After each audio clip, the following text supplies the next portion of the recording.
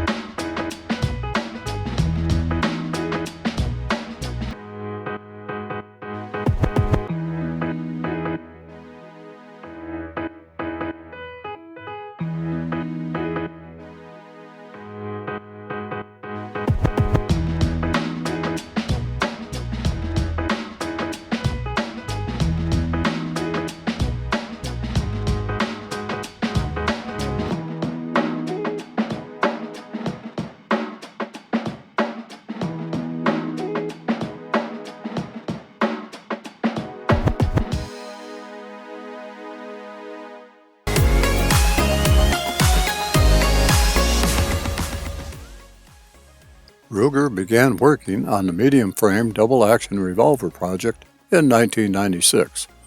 Among Ruger's many talents were to design strength into smaller and smaller platforms and develop built-in modular sub-assemblies.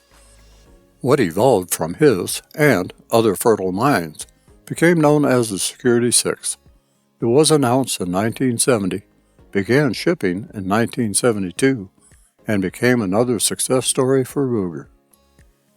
Bill Ruger had a penchant for building a strong double-action revolver centered on two things: a solid frame without a side plate and using investment castings of modern steel alloys that could be heat-treated to maximum strength after most of the machining work was completed. This meant that the new double-action would be slightly larger than the Smith & Wesson Model 19, to accommodate a slightly larger diameter cylinder. The top strap of the Security 6 was thickened a bit, as was the barrel shank, to better stand up to a steady diet of magnum loads. The engineering team also found a way to offset the locking bolt notches, leaving more metal to support the weakest part of the firearm.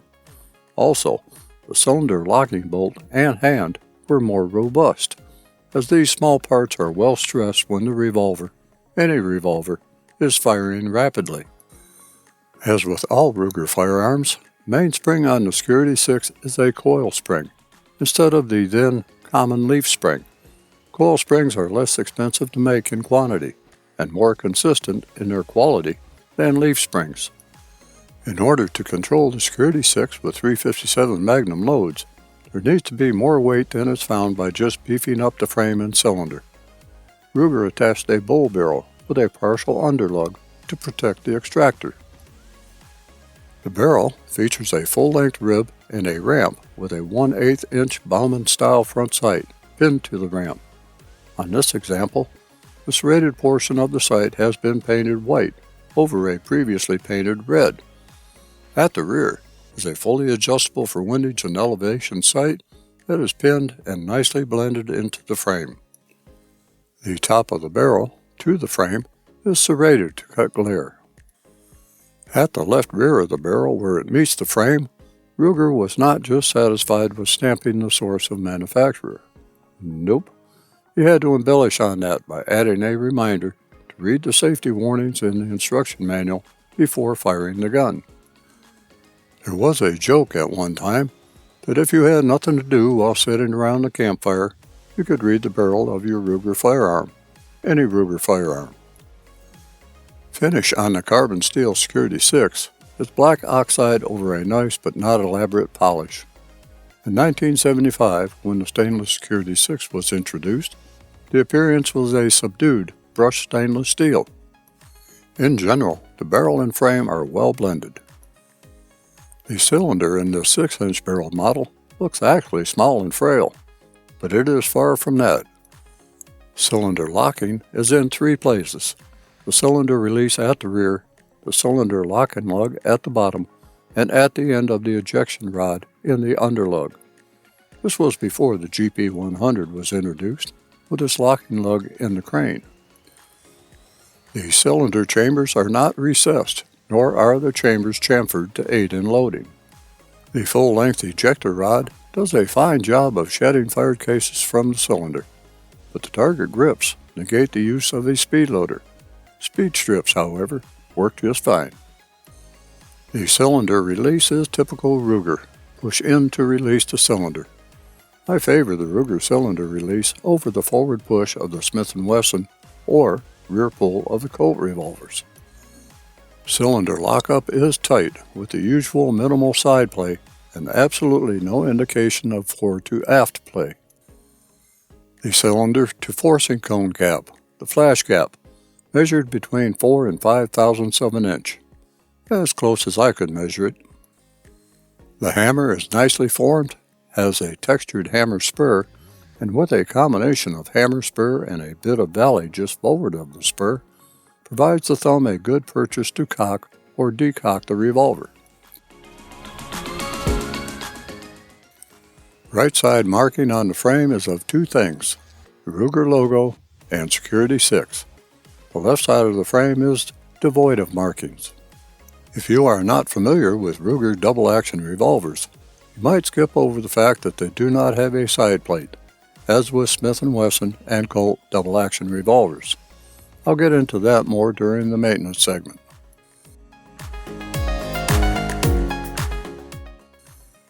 The trigger guard is as beefy as the rest of the revolver and protects that all-important trigger. The trigger is a highly curved, rounded, and devoid of texturing affair. Double-action trigger pull weight taxed by digital pull gauge to 8 pounds 9.2 ounces, while the single-action trigger pull weight was measured at a nice 1 pound 5.5 ounces of pull. I have exclaimed in any of my Ruger revolver reviews of the excellent staging point with Ruger triggers. The Security 6 staging is no different, but is slightly different from my GP100 or SP101. As soon as the trigger is pulled in double action mode, it seems to go directly to the staging point, that point where the trigger pull seems to go slightly slack. That is almost 1/2 inch from the beginning of the trigger pull. While with a lot of triggers, where the staging point is just before the hammer is fully cocked, this one is well before the hammer fully cocks. This makes for a little bit more decision-making space and time to do a final sight alignment or decide not to shoot before pulling the trigger the rest of the way until the hammer falls, which is just a short distance away from the staging point. When the hammer does fall, it is with authority, as Ruger revolvers are known for their cold hammer springs. Cocking the hammer into single action mode takes some distance and thumb strength to lock into place. There is no doubt when the hammer is at full cock. When pulling the trigger in single action mode, there is just a hint of trigger over travel after the hammer falls. As with the rest of the firearm, there is nothing demure about the trigger action.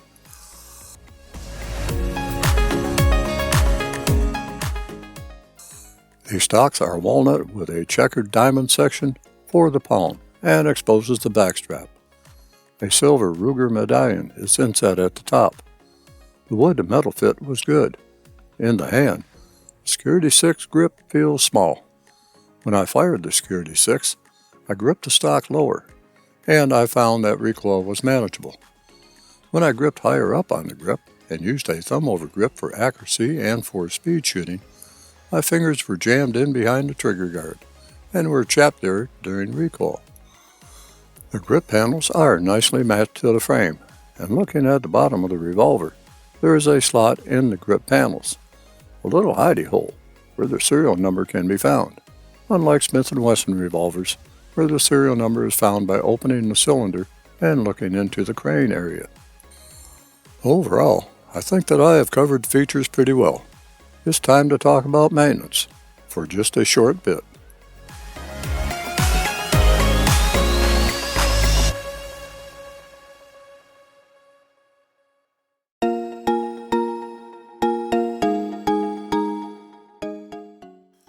Always perform a safety check before attempting to clean the revolver. Due to the one-piece investment cast frame, the Security Series breaks down easily. Removing the grip panels with a screwdriver or a dime allows taking out the mainspring and strut after blocking it with the provided pin in the grip. You can use the strut to push out the hammer pin, allowing the removal of the hammer. From here, the trigger housing is easily removed via a very ingenious plunger system. The cylinder crane can also be easily removed after releasing the trigger housing, leaving the frame and barrel. It's really a simple, solid, rugged design. Refer to the instruction manual for the disassembly and reassembly procedure. In all honesty, I don't disassemble my Ruger DASA revolvers for cleaning. I do, however, remove the grips to keep them from getting damaged. If you have a Security 6, Speed 6, or Service 6 and need an instruction manual, I have provided a link to it in the description.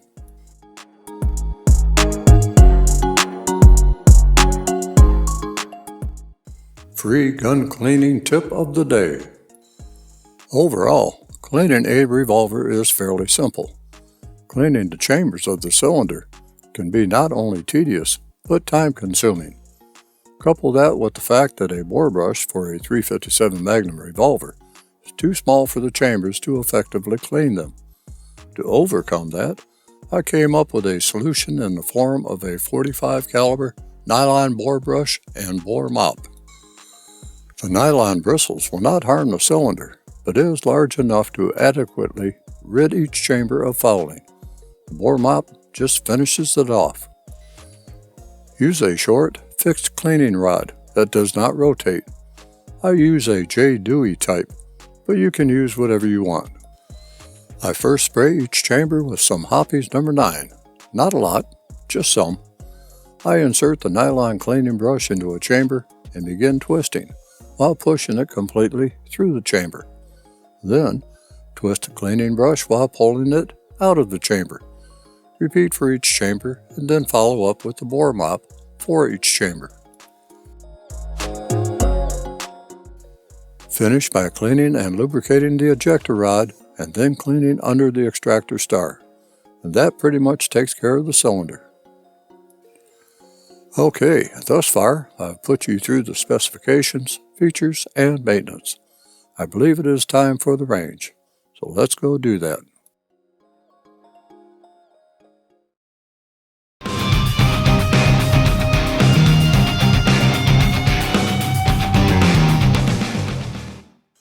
Range day is always important to me, especially when I am firing an iconic revolver like the Ruger Security 6.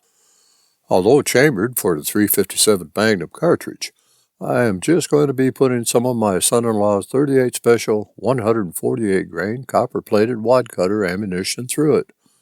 There's no need to push the envelope with Magnum loads. Moderate .38 Special loads make it easy on the gun and on the hand. I have no idea if the rear sight has been adjusted for my son-in-law's eyes, so I'll just go with what I have and make corrections accordingly for my old eyes. So, let's pick up on the shooting part, and I'll make comments as I go.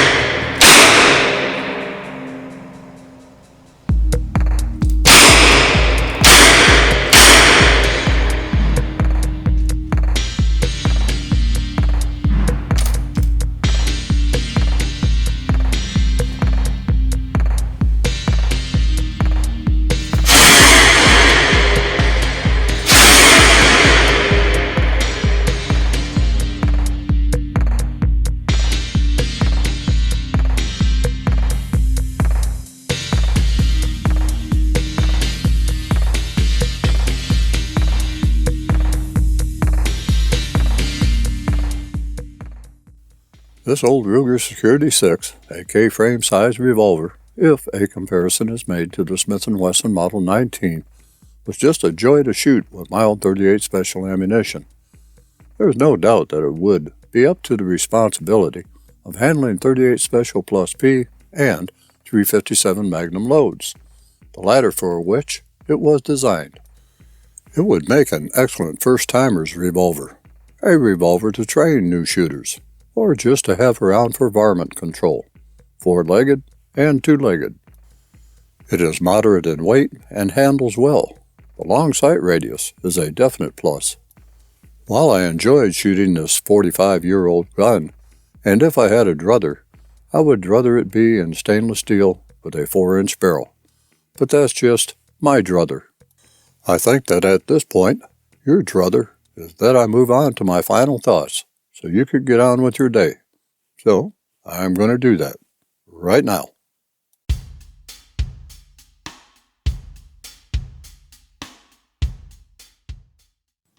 The Ruger Security 6 not only opened the door for a new breed of revolver, but set the standard for many revolvers to come, such as the Service 6, Speed 6, GP 100, SP 101, and Redhawk. Although 45 years of age and showing some wear, this example would provide anyone today with a viable self-defense or home defense firearm. Capable of firing .38 Special, .38 Special plus P, and .357 Magnum cartridges, the latter of which is considered the best all-around cartridge, the Security 6 remains as one of the best revolvers you can wrap your mitts around.